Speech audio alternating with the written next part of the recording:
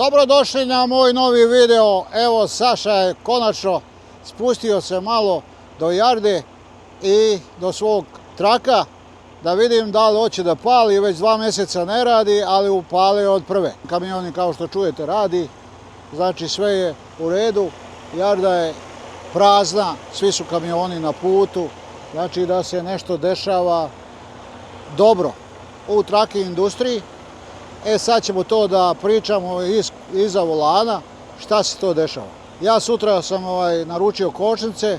Kočnice moram da mijenjam pošto imam disk kočnice. Negdje otprilike su u Freightliner sada $600 za sve točkove. Evo mog drugara Duleta, jednom smo ga već snimali. On se upravo vratio sa puta, 14 dana radio, jel Dulet? 16 dana si radio. Ajde sad ti kaži kako je šta se tebi čini ovo, je li to krenulo ili nije krenulo? Pa jeste, poboljšalo se za najmanje 3-4%, možda i više. Da. Tura ima da se biraju i dosta bolje su plaćene. Nisam nijednu vozio ispod $3, sve preko $3. Nijedna tura nije bila. Jeste bila ova prva iz Georgije, Kagoria, ona je isto bila oko 2,5. Pa dobro, to je, ali mi smo tu turu vozili iz Georgije po $1.80. Da, sad je bilo 2,50, 2,60. Da. A evo, gros za 16 dana, još nisam nešto vozio mnogo naporno, toliko, uspio sam 70 sati da ne pravim reset i za 16 dana grosa sam napravio oko 18-19 hiljada, tako. 18.000 to je za nepunih... Bruto, da. Da, bruto za 15-16 dana. 15-16 dana, da. To je znači, hajde nešto 2 nedelje da kažemo. Ajde, da. Da, 2 nedelje, znači. Ali pazi, mi smo radili, kad je bilo zakopavanje vozača, onda smo radili 2 nedelje za 10.000, tako? I to kad dobiješ 10.000, da. Super, da ne kažem duplo, u odnosu na ona vremena malte ne duplo, a u odnosu na pre mjesec, 2 je preko 30% skočilo. Da. Pa ja sam jedan video snimio o tome, pa eto, dobro si ti došao da kažeš čisto tako da posvediš, jer ja nisam sada Prve ruke. Da. Prve ruke, da se puši u video, da ne utiče negativno. Pa nemam pojma da li je to ako bude, onda ćemo isići. Znači Dule krenulo je, ja sam sve objasnio, znaš ti one moje videe, ja sam i rekao ovaj zadnji video da će od nove godine krenuti, sjećaš se? Da, bio si u pravu, rekao si. Da. Ja sam se nadu, ali rekao nema ništa. I trebalo bi, čak mi ni Dule nije vjerovao koji mi je najbolji prijatelj. Da. Ali sve ispogađaju do sada, ali za ovo ti nisam baš to, voleo sam, što kažu što je babi milo, što je se i snilo. Voleo bi rekao, ali otkud znam, čekamo iz godine u godinu, ali ovako ako ostane, super je. Važi. Hvala ti Dule. Ništa, sada vidimo se, ajmo na kafu. Ja sam došao da upalim traka, upalio je na pola ključa, nije palio 2 mjeseca, znači da je trak još dobar. Ok, idemo dalje. Danas ćemo pričati o temi koja svima nama direktno je udara po džepu već, boga mi, dobre 3 godine i to je negdje od COVID booma, kad smo imali dobre cijene. Pričat ćemo o cijenama, prevozima, šta se dešava u tracking industriji, da li biznis ide gore, ide dole i najvažnije kako vozači treba da se organizuju sada i u narednom periodu koji dolazi. Zadnji video sam vam snimio i rekao sam da od nove godine vratite malo, da ne bi ispalo da ja to nešto pričam, da sam general posle bitke. Ne, sam vam rekao video da od nove godine kreće ovaj biznis i tačno je krenuo. Da oko maja kad ti spotovi, sad se prave ugovori, kad spotovi se dogovore, onda mi, owner operatori, dolazi do nas taj lanac, i mi već od maja možemo da čekamo još bolje, ali već i osjetljivo bolje. Prave se negde sada otprilike pričamo o dry vanovima, može da se dođe, evo moj drug je napravio za 2 nedelje $19.000 ili $18.000 grosa. Znači to polako se vraća, znači, na neko vrijeme normalno.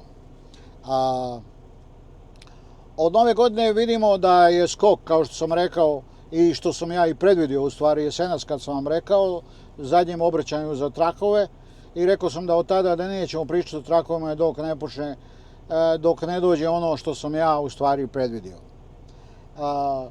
Ja dosta toga istražujem i sigurno znam da je sve moguće web sajtove istražujem i dobro ih razumijem i ostale stvari koje su potrebne za ovaj biznis. Sve, u stvari, ja sam ovdje operator, imam svoj independent kontraktor, znači nezavisni kontraktor, i ja jednostavno radim sve za sebe. Tako da krećemo od toga. I da znate, vi znate tačno dobro s kim pričate, ali ovi neki zlobnici koji sjede negdje pred kafanom i piju pivo, ili su neki luzeri ovdje u Americi pa dođu malo tako da vređaju, ali nećemo im davati puno značaja, i uglavnom već sam dvojicu blokirao takvih, a to su prvi koje sam ja blokirao na ovom YouTube kanalu, a bit će inače svi blokirani koji dolaze ovdje sa namjerom da vređaju. Tako da ne morate se uopšte truditi da dolazite, ovo što vi napišete neće biti čitano. Tako da ne želim, dobre namjere uvijek sam mogao i one su uvijek prolazile. Čak i kritike jako su dobro došle na mojim kanalima, ali bez vređanja, znaš. I nemojte ulaziti u nečije, da li neko nešto zna ili ne zna. Ako ti nešto bolje znaš, otvori YouTube kanal, objasni narodu da mi to sve shvatimo i tako dalje i tako dalje. Idemo dalje da pričamo o tome. Neki kažu, evo, vraća se tržište, drugi kažu, ovo je samo kratki skok. Znači, nagađanja su razna.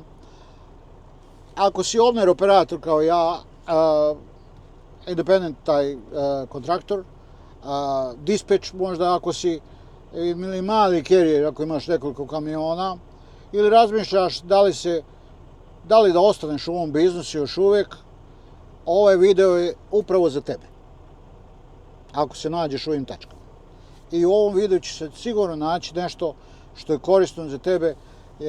Ja svaki video koji sam davao o trakovima i svaki video koji sam predviđao, meni ljudi pišu i priznaju to.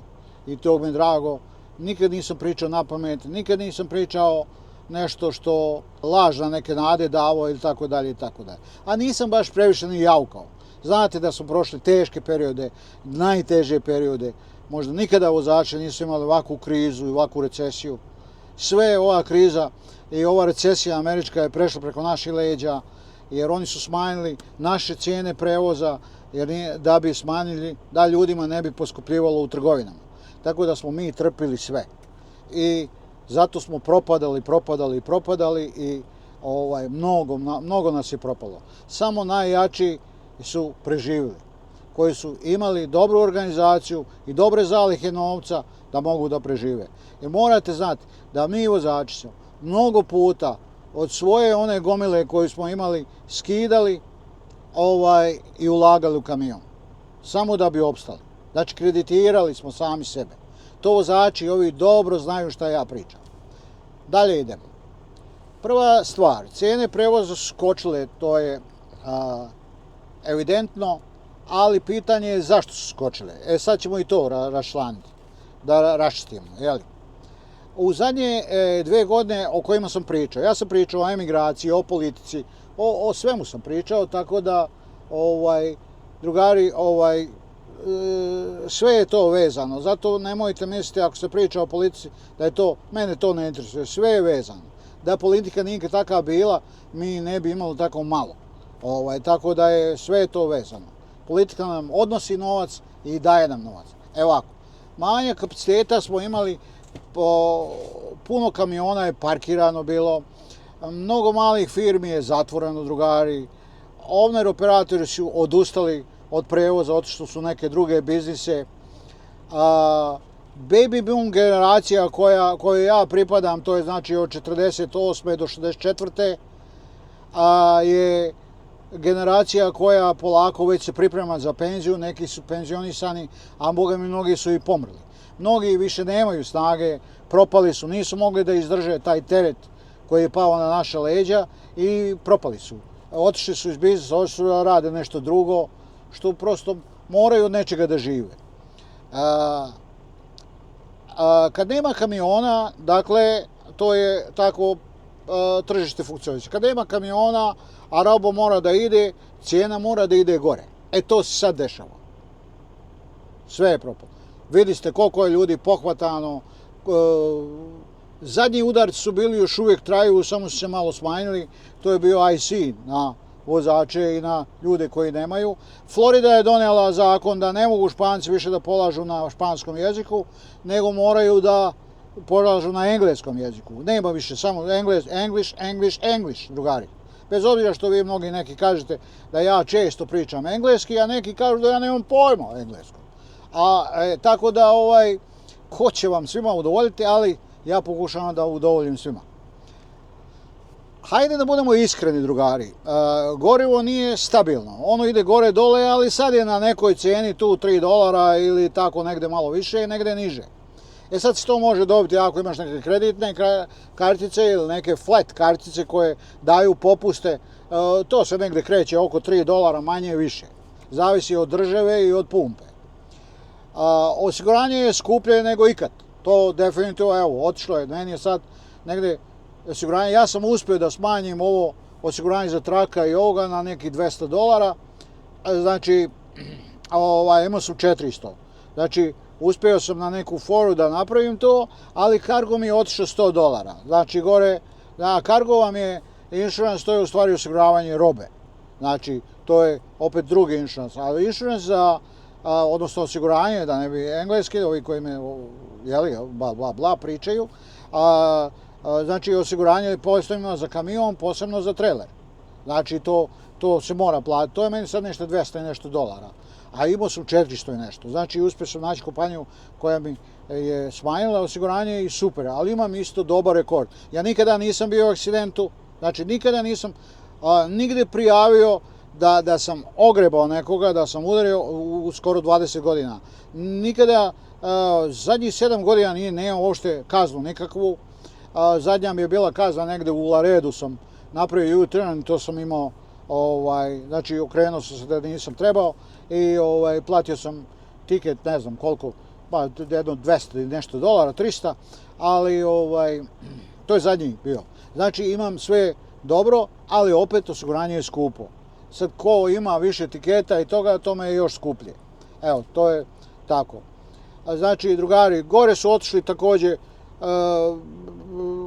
dijelovi, servisi, gume, sve je gore otišlo. Evo, ja sam danas registrovao kamion, prošle godine je bila $1.700, a danas sam platio $1.920.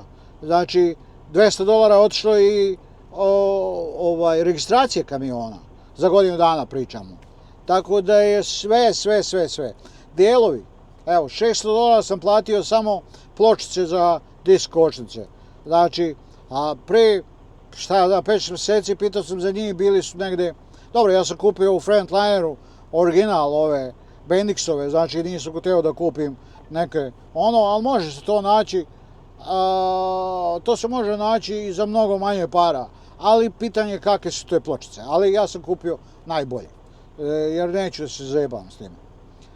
Dalje, sezonski efekti plus ekonomija. Šta mogu da o tome kažem? Početak godine su nove zalihe. Ugovori se obnavljaju, potražnja se budi i to uvijek pravi kratkoročni skok. Znate, to je sad trenutno tako. Tek ozbiljna stabilizacija trebala bi da bude negdje oko maja. Mislim, da, tako. Ja sam to i pričao jednom, ali evo, nije zgoreg da mi to ponovimo. Idemo dalje da pričamo. Da li je ovo početak rasta ili samo pauza? Sad vi mnogi se pitate toga. Pa ćete kaži, ovaj priča gluposti, to je samo malo privremeno. To je pitanje na kom mi moramo odgovoriti svi zajedno, a evo ja imam sada šansu da javno odgovorim. Sad dolazimo do tog, u stvari, najvažnijeg pitanja. Da li smo izašli iz krize ili smo samo na odmoru? Znači, na neki predah, da kažemo. To će, isto, ja znam već unaprijed šta će da budu pitanja, pa pokušavam da unaprijed neka pitanja odgovorim, a za ova druga ćemo odgovarati tokom videa. Znate, malo brže pričam, a inače ja kad sam u traku veći mi je adrenalin, skoči veću neku volju i snagu da govorim. Realna slika, to je, mi smo sada bili zadnji put na boom tržištu negdje 21. godine. To je ono što sam ja rekao, ja to onako žargonski kažem, COVID boom, znaš. A to i vozači inače zovu to COVID boom, tad je Trump bio na vlasti i zato su vozači svi glasali za njega. Jer nam je stvarno donio 2 godine dobar novac, svaka mu čast bila. I otišao je i rekao je, driver go back on the road, jer mi smo štrajkali tada, bili su kamioni pred Bijelom kućom, šta znam, sjećate se tih vremena. To je bilo 21. godine. Ali mi smo bili poslije toga u totalnom kolapsu. I da je to nastavilo ovu godinu, kamionska industrija bi bila totalno propala i ne bi se oporavila sigurno za 10 do 15 godina. Nema šansi. Znači, ali vidiš, to službe koje o tom vode brigu, ta duboka država, oni jako o tom prate to. Oni su vidjeli gdje smo mi, da mi izdišemo. To je ona što je Miloš Obrenović ima ona fora kad je on vladao, pa kaže pošalje one svoje čauše kroz sela da budu i oni se vrate i kaže šta kaže narod, a ovi čauši njegovi kažu pa ćuti, narod se buni, znaš. Šta je rekao narod? Kaže, narod se buni, Miloše. Kaže, diži porez i steži još više.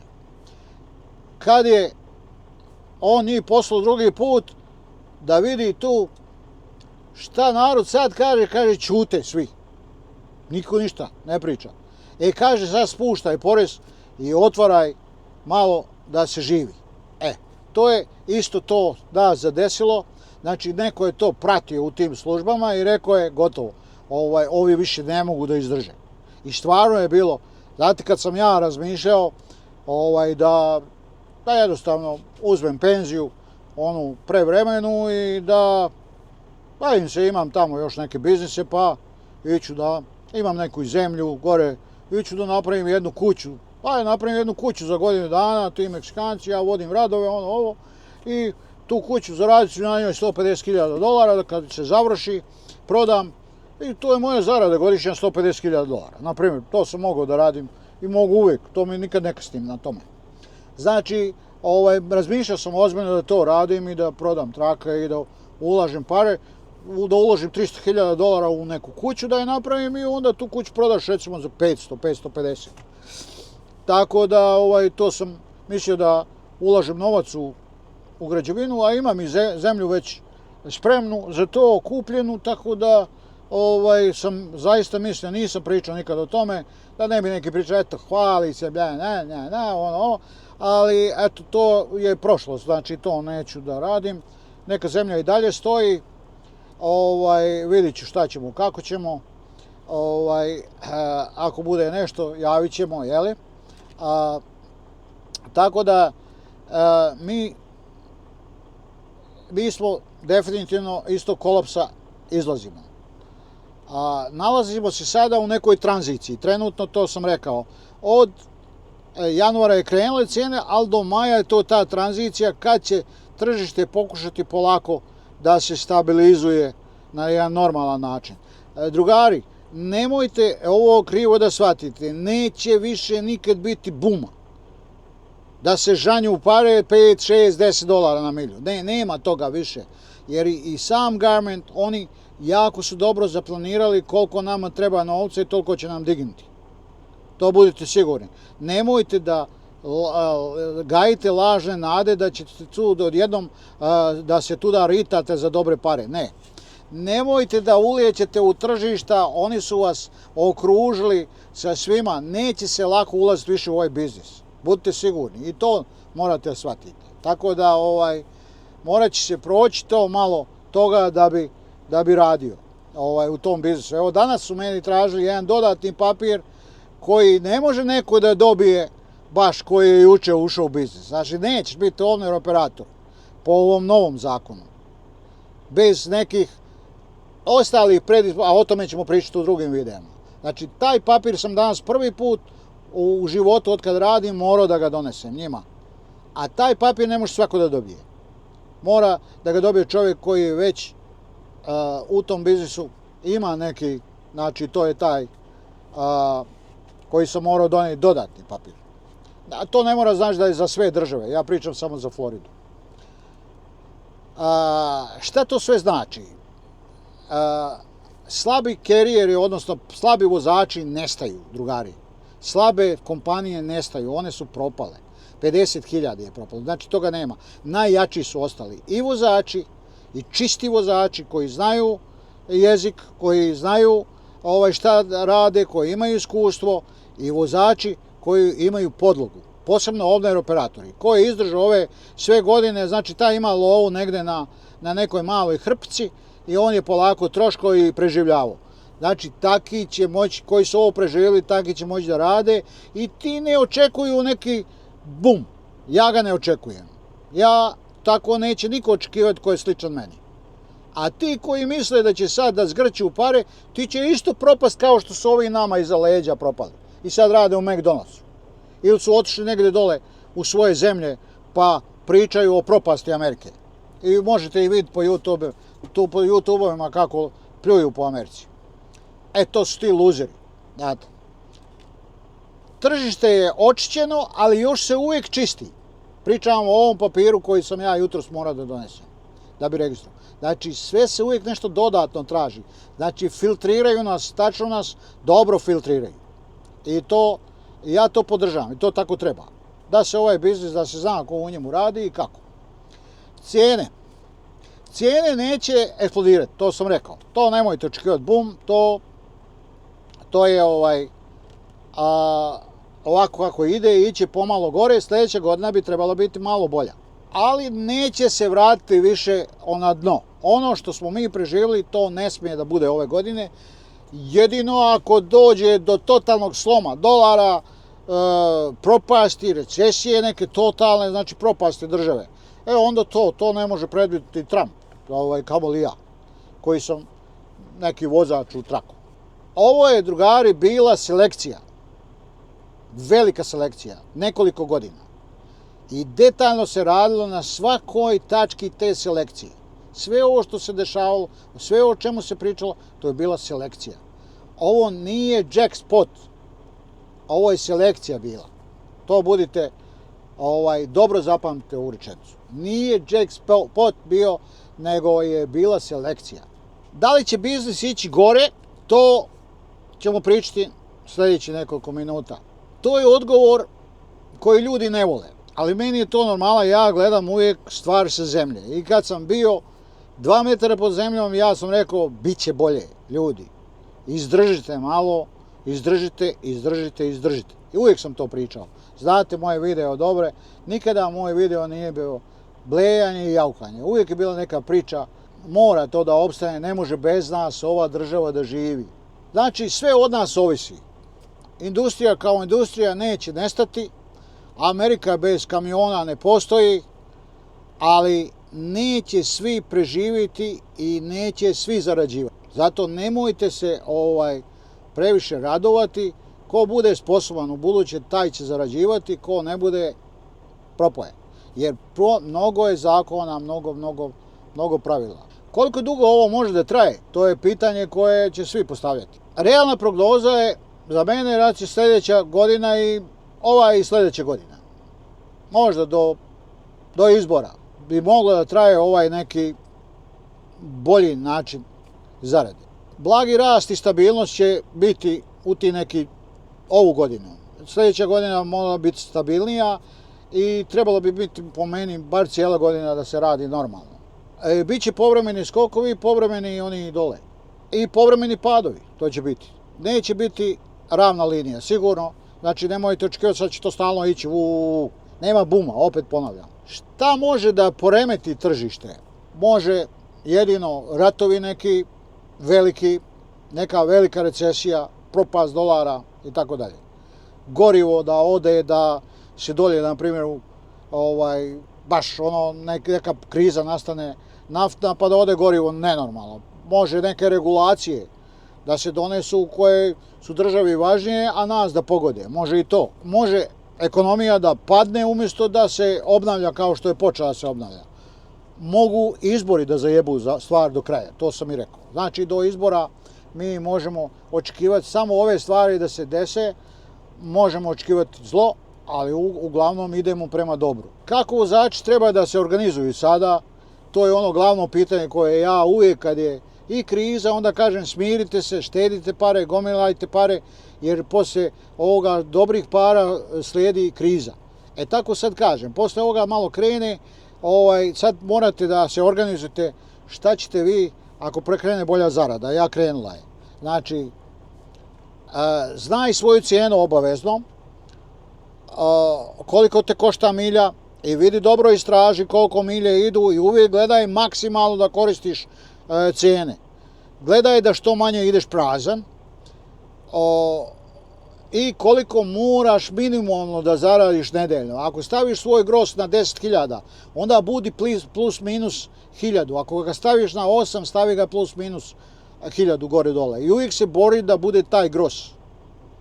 Tako da nedeljno pričam. Ja to ovi vozači, oni dobro znaju, a gros ćemo objašnjavati šta znači u nekim drugim videama. Ti si ovdje za ovim volanom koji ja sjedim. Ti si ovdje biznismen. Ti nisi glupi vozač bez znanja jezika i ovo što sve pričaju ovi dole ispod YouTube kanala i kako nas prozivaju. Ti si ovdje biznismen, ti si gazda i ti nisi hazarder. Ti moraš da se organizuješ i da napraviš lovu kad je krenulo. Iako ako bude i ako ne bude tih, to niko ne može da bude baba Vanga. Ne juri svaki load, ne vataj kao muva bez glave da ideš. Uzmi jedan dobar load nego 3 loša. Znači, čuvaj kamion, čuvaj za 100 manje milja da napraviš što više para. Moraš da se organizuješ. Ti si gazda, biznismen. I nije gazda dispečer, nije gazda onaj tamo za koga radiš. Ti si sam svoj gazda u kamionu. Jer kad ne budeš, kad oni svi budu u tebi okrenuli leđa, ti ćeš morati da preživiš ovdje. Zato što si ti biznismen. A nisi glupi vozač. Oni tebe žele da kažu. I oni što piju pivo pred trgovinom i zavidni su na tebe i onaj što je tamo gleda da ti oguli kožu. Ne daj se, drži se. Kamion se ne puni kilometražom, kamion se puni sa profitom, drugari, sa lovom. Pričamo o owner operatorima. A vi koji radite za drugog, tražite povišicu. Ako ste radili 60 centi, nema više 60, traži 65. Ako ste radio 55, nema više 55, traži 60. Jer i gazda tvoj ima više. Traži od njega. Jeste da mu je bilo teško, ali druže, bilo je i tebi teško. Tako da, to je za vozače, koji voze za drugi. Ali ja sam sam svoj gazda i pričam više o ljudima koji su ravni meni. Razmisli o ugovorima. Gledaj da neke ugovore napraviš, neke kontrakte, neke ovo. Spot tržište, to je znači traženje, to je veliki stres.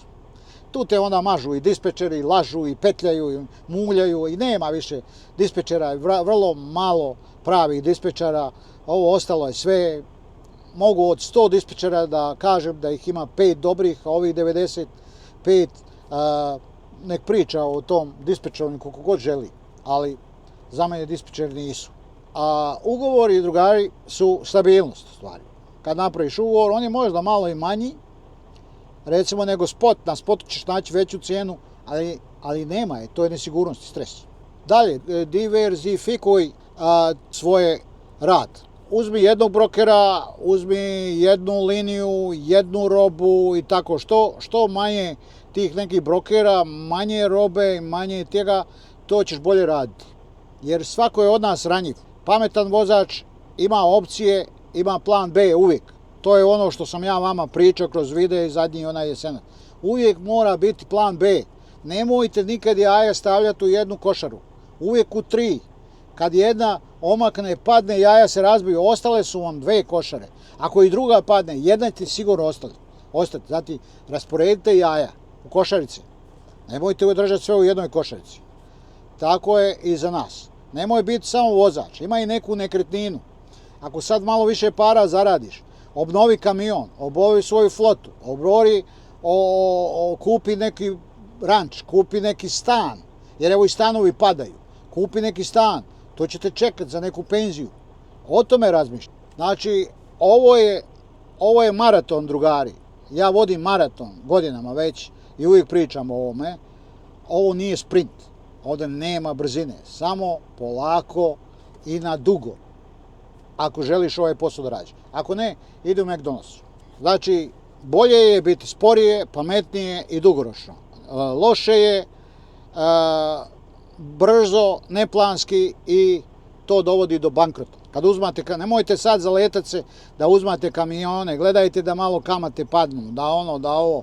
Sad će kamioni da idu gore, iće prikolice gore, sve će ići gore. Ono što ste kupili, možda još malo, ima malo još prostora da uzmete, malo obnovite kamion. Pričamo o ovim starijim kamionima, o polovnim kamionima.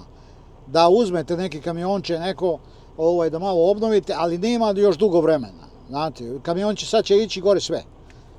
Jer oni kad vide da mi imamo i onda dižu svi cijene. To i vozači jako dobro, njima ne treba pričati sve. Oni su sve naučili na svojim leđima.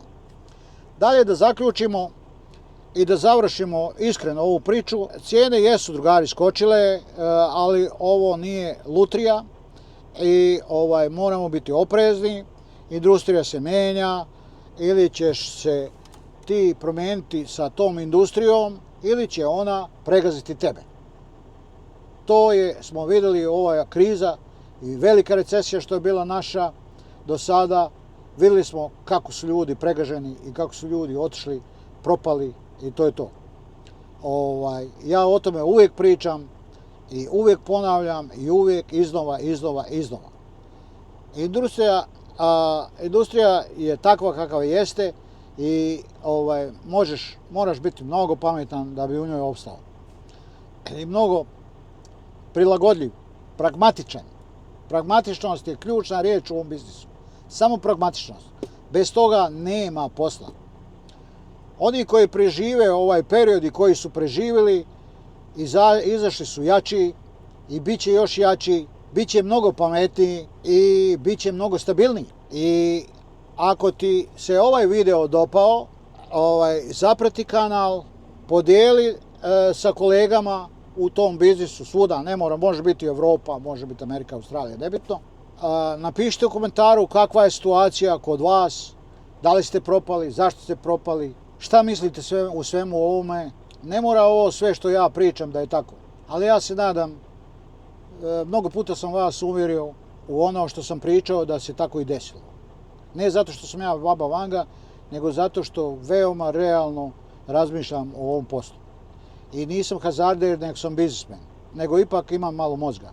Tako da, evo, like i zapratite ovaj kanal. Neće vam biti loše ako platite ovaj kanal. Posebno vam vozačima. Hvala.